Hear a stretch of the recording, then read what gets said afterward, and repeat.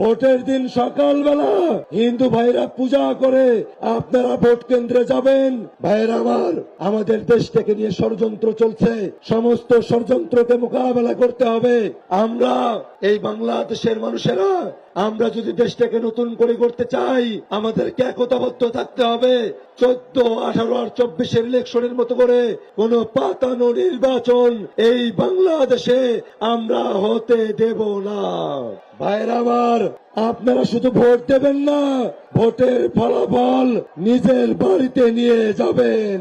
ভোটের দিন সকালবেলা ফজরের নামাজ পড়ে হিন্দু ভাইরা পূজা করে আপনারা ভোট কেন্দ্রে যাবেন। ভোট দিয়ে আপনারা ভোট কেন্দ্রের আশেপাশে আপনারা অপেক্ষা করবেন।